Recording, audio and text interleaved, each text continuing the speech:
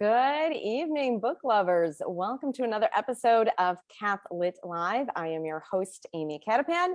You can find me everywhere on social media under my pen name, AJ Cattapan. Well, this is episode 25 of Cath-Lit Live. Can't believe I've done 25 of these already. And as usual, my sponsor is the wonderful Hello Prayer app. Hey, if you haven't checked them out, please do me a favor. Go check them out. Use my affiliate link because that helps fund this show. I got to pay some bills. Okay. So go to hello.app/CatholicLive and you will be just in time for the novena, a special novena, the Surrender Novena. It's going to be starting tomorrow, September 14th through the feast of Padre Pio, one of my saint friends. So please come join us. Come follow me on Instagram. Leave your prayer intentions because I'm taking prayer intentions for this novena. It's an important one for me. If you go follow me on Instagram, you'll see why. So tonight I have a guest for you who's here to talk about a Gothic novel. Did you know there's such a thing as Catholic Gothic novels? Well, you're going to hear about it tonight. So let me tell you a little bit about my guest. In addition to scholarly pursuits, Eleanor Bourg Nicholson occasionally strays into fiction, including her epistolary novella, The Letters of Magdalen Montague, and her Victorian vampire novel, A Bloody Habit. A former assistant executive editor for Dappled Things, she is assistant editor for the St. Austin Review, as well as the editor of several Ignatius critical editions of the classics. Her work has appeared in the National Catholic Register, Touchstone, First Things, The Catholic Thing, The Imaginative Conservative, and elsewhere. By day, Eleanor is the resident Victorian literature instructor at Homeschool Connections, and with her husband homeschools their 5 children. By night, she reads the Victorians, writes Gothic novels, and cares for feral offspring. She's joining us tonight to talk about her new book, Brother Wolf. So please help me welcome to the show, Eleanor Bourg Nicholson.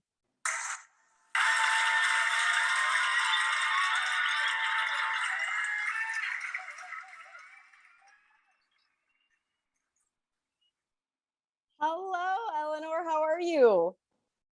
I'm well, Amy. Thank you. How are you? I'm good. Thanks for joining me. Listen, I just read your bio and told everyone that you homeschool, you and your husband homeschool 5 children. It looks like we have one of them with us this evening.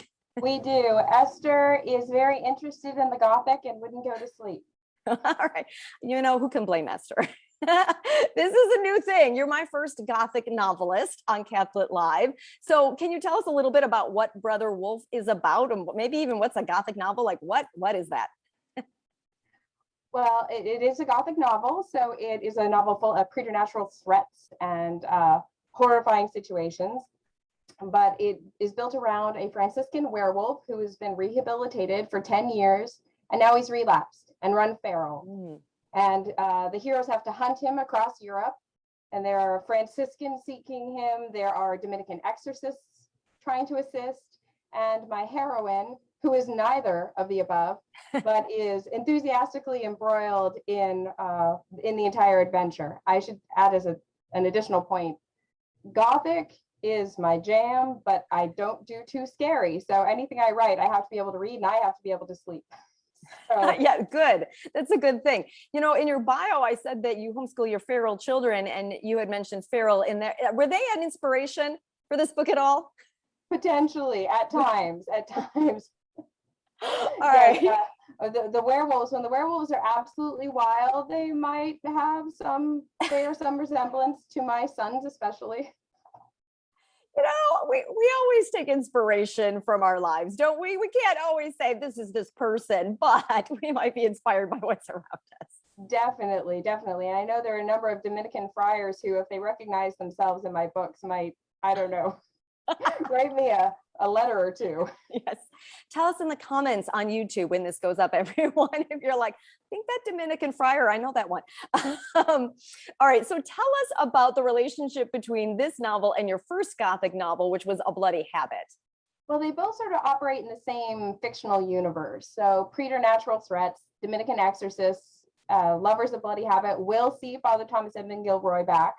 But the major difference is that the narrator has changed. My narrator in A Bloody Habit was a very forthright, typical post-Enlightenment Englishman who didn't believe in vampires and didn't like all these papists. In this one, I have the daughter of a lapsed priest turned modernist academic. So she has lived in a world that has had the enchantment, the metaphysical, and religion all stripped from it. So for her, this is the most exciting thing she's ever encountered. And there's a little bit of, oh, brave new world, you need to rein her in, because there are a lot of dangers in this world as well. Interesting. All right. Now, does somebody have to read A Bloody Habit first, or could they read this one first and then read A Bloody Habit? You could read them in either order. I hope you read both, Right. but you are not required to have read All right. A Bloody All right. Habit. So related, but not sequels. Exactly. Right. So how do werewolves compare to vampires?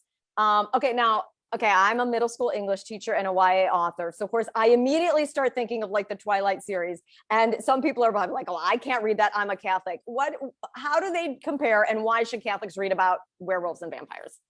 I teach high schoolers, and I tell them, all right, we're going to talk about the real Gothic, not that nonsense, that deleterious smut, poorly written. Oh, it's abysmal. But the relationship between vampires and werewolves, according to folklore, the vampire is the blood-drinking undead. They're evil. Sorry, Twilight. They're evil.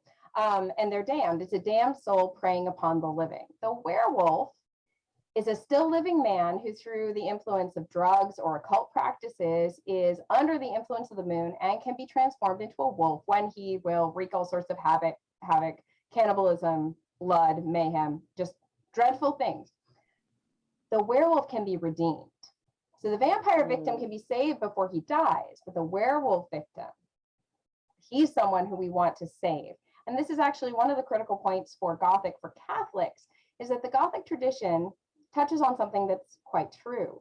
In our fallen natures, we are monstrous and in need of grace.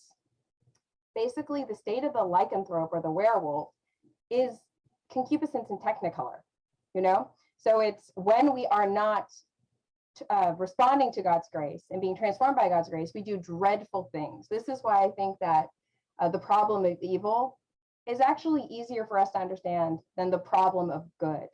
So ironically, I think these particular Gothic novels are more about goodness than about evil. And the Catholic influence is so critical in the Gothic tradition. I'm not talking about Twilight, I'm talking about the real deal here.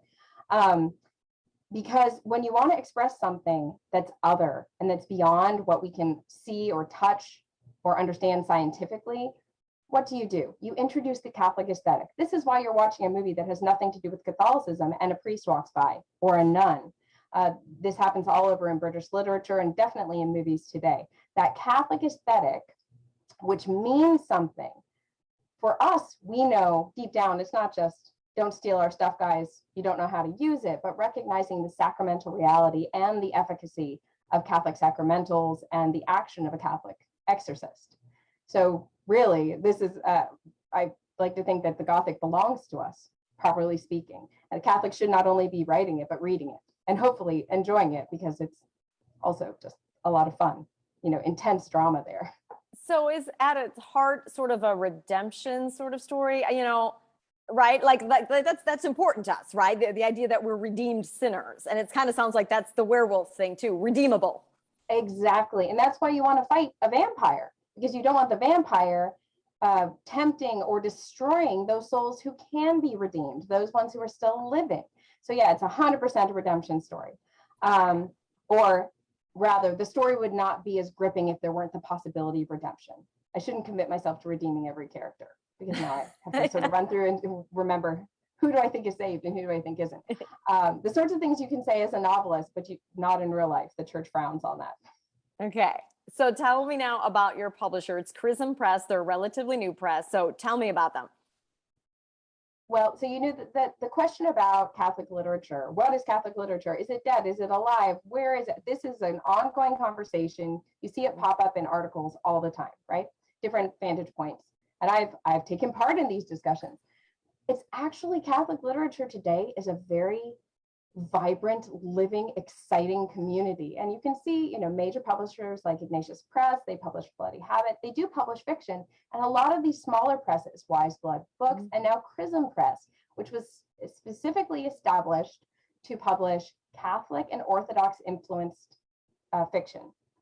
And it's sort of funny, a lot of the editors and I myself, years ago, we all worked on Dapple Things, which is a literary and artistic periodical. Fabulous place to start if you want to go to be published. So we all had our origins there. It's a wonderful press. We have way too much fun. It's spiritually edifying. It's hilarious. That's another thing. I love the Gothic, but I love the unintentional hilarity of the Gothic. So I can't speak highly enough of my editors at Chrism and encourage people to read everything. They've got such an exciting lineup of new books coming. It's just an exciting time to be a Catholic writer and to be part of this moment. I can tell you, 20 years ago, I was actually writing 20 years ago, and this market was not here. This market was not here. Yeah, well, it's amazing how much I can talk about new books coming out with Cath-Lit Live, right?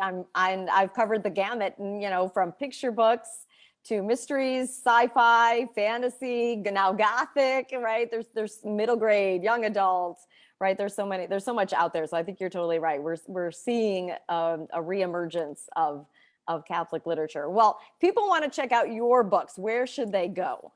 They can order through Chrism Press. They can order on Amazon. I saw it pop up on Barnes and Noble. So it's excellent. You can find it all over on the internet, and request it at your local Catholic bookstore, because that would be really cool.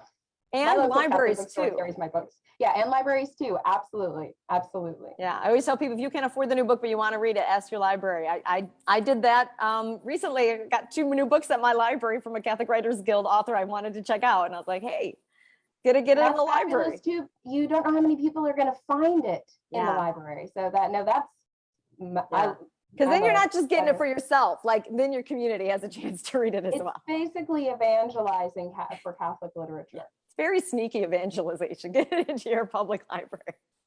What about you? Can people follow you? Do you have a website or social media you'd like to plug for a bit? I do have a website. If you can spell my whole name, look it up. I'll put it on the screen for people. Perfect. EleanorBourgNicholson.com. There's also, I have a Facebook page. You can find me on the Chrism Press and the Ignatius Press at times, their social media as well. And reach out to me. I love talking to readers. I love, corresponding with readers. I have many small children. I don't talk to many people. And speaking of small children, Esther has been fabulous. She's 5th baby. She's got to be good. She knows she's practically got to raise herself at this point. Right. That's right. All right. Well, thank you so much for joining me tonight, Eleanor. It's been wonderful to talk with you and learn more about your book. Thank you so much for having me. God bless. Bye. All right. We're going to wave goodbye to Eleanor, and I'll wrap up the show here. So again, if you have read any of Eleanor's books, please leave a comment. If you're just interested in Catholic Gothic novels, that's not very easy to say. Go ahead and share this around with other people. Go check out Eleanor's work. As always, like and subscribe so that you can see my next episode of Cath-Lit Live, and share this around with others you think might be interested as well. Until next time, everybody, happy reading.